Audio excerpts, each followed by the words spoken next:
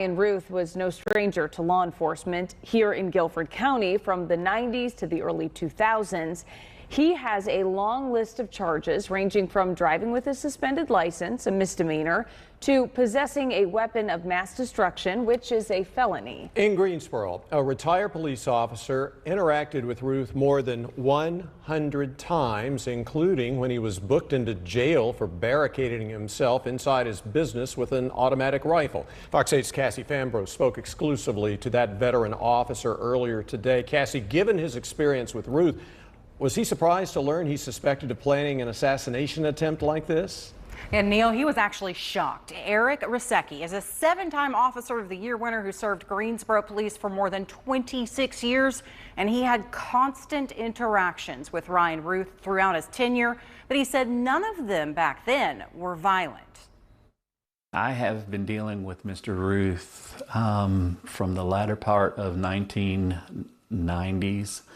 All the way up to the early 2000s. Looking back, retired Master Patrolman Eric Rasecki estimates he had regular interactions with Ryan Ruth spanning 15 years. He resided in my patrol beat, and his business was in my patrol beat as well. Ruth's business, United Roofing Company, was near the Greensboro Coliseum off Gate City Boulevard. His home just a mile away on Hyatt Street, and he drove a truck for his roofing company. State records show his license was revoked in conjunction with a motor vehicle violation in November of 2001. His license was suspended. He allowed all of his employees to drive without licenses, had no insurance on any of his vehicles.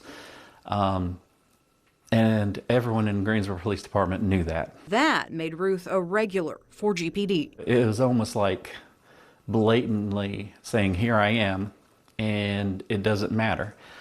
So he would be constantly pulled over for those traffic violations. I've had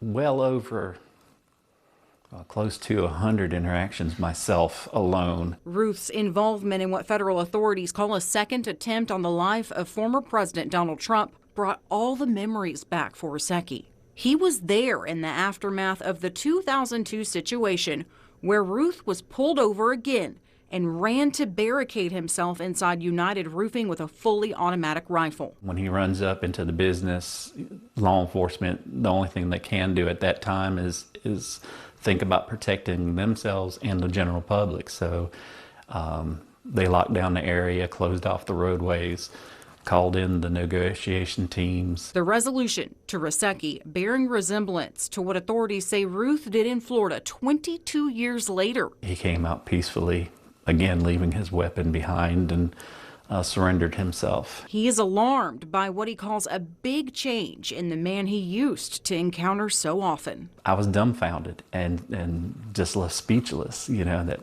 somebody had escalated into, from one being somebody doing petty crimes, into someone that wanted to take out the president. In Florida, Ruth once again had an automatic firearm, according to police, hence those charges of a convicted felon possessing a firearm. That 2002 weapon of mass destruction charge was a felony, and records show another felony in 2012 for possession of stolen goods. There are no records he was ever incarcerated, instead receiving probation multiple times. Neil. All right, Cass.